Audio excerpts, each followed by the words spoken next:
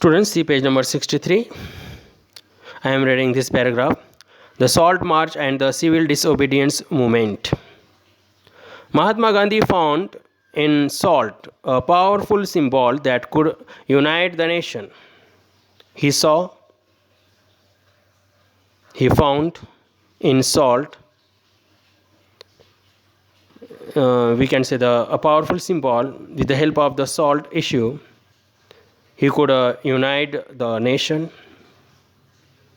He could bring all type of people together. On 31 January 1930, he sent a letter to Viceroy Erwin stating 11 demands. Mahatma Gandhi ji wrote a letter to Erwin, Viceroy Erwin, and stating means mentioning. He mentioned 11 demands in that letter. Some of these were of general interest. Some demands were general.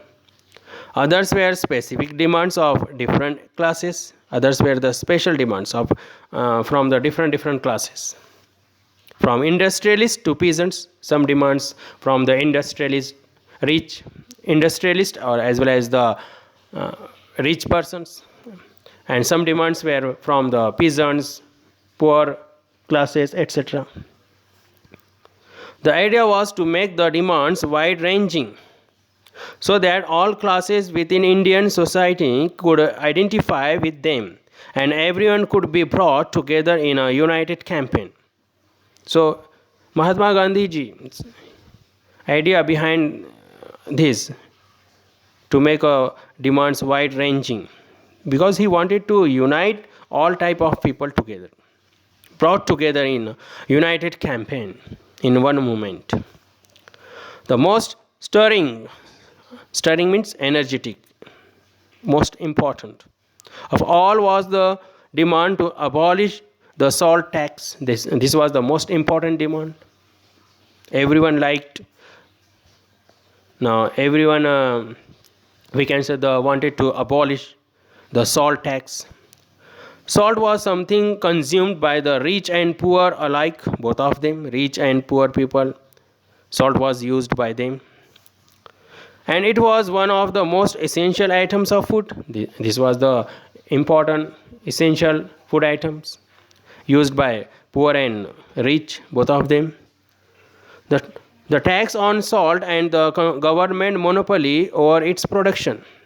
The government, British government, imposed tax on salt, and monopoly was there. Government's monopoly means British government could manufacture salt, not others. Mahatma Gandhi revealed the most oppressive face of British rule. Revealed means here showed. Mahatma Gandhi ji, he wanted to show the real face of British government, oppressive face of British rule. Now see this paragraph.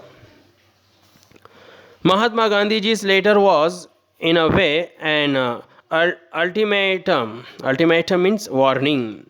Now Gandhi ji's letter was one of the warning to the British government. If the demands were not fulfilled by 11 March, he said that if the demand, whatever the demands which were included in that letter, which was not fulfilled by the 11 March, the letter stated the Congress would launch a civil disobedience campaign. So by this letter, warning was given. Otherwise, a campaign movement would start. Civil disobedience movement which would start. Erwin was unwilling to negotiate. Negotiate means to settle. He was not ready to discuss, to settle down. So Mahatma Gandhi started his famous Salt March, accompanied by 78 of his trusted volunteers.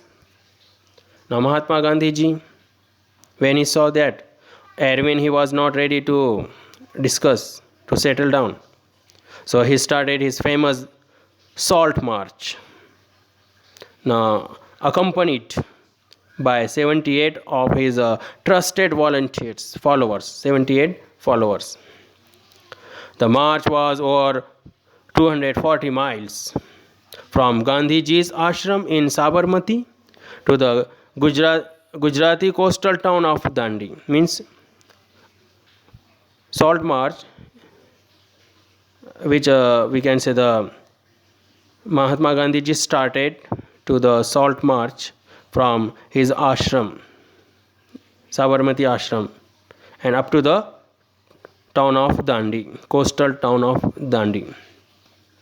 The volunteers walked for 24 days continuously, about 10 miles a day, daily 10 miles walked out.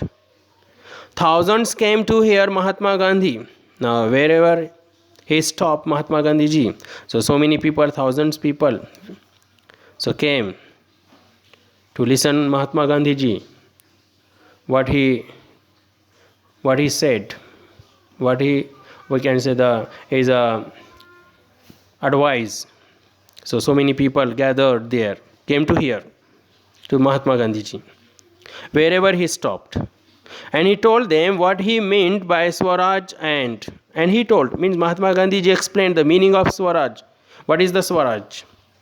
And urge means said them to peacefully defy. Defy means here refuse. And he said to the people about the idea of Swaraj as well as to refuse the British, not to obey British law, not to obey Britishers, peacefully. But on 6th April he reached Dandi, and by this ceremony violated the law. Now salt law that was broken by the Mahatma Gandhi ji.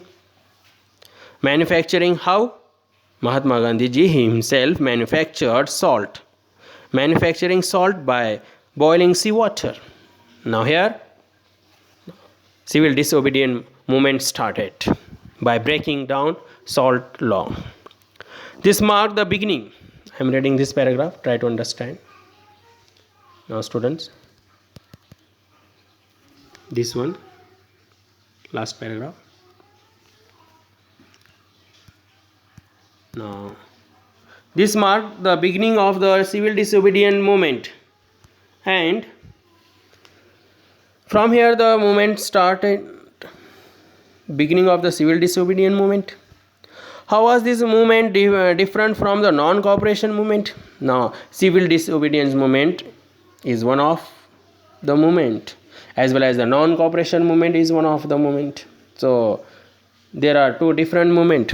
So a civil disobedience movement, how was the different from the non-cooperation movement?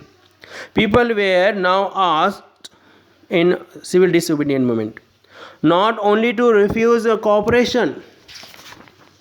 Now see this paragraph. With the British, not only refuse to cooperation with the British as they had done in 1921 to 22 as per the non-cooperation movement, but also to break colonial laws also. Now people, they were asked, means Mahatma Gandhi ji told them not only refuse cooperation with the British, but they have to break British laws also. Now as per the civil disobedience movement. Now remaining paragraph we will read in next clip.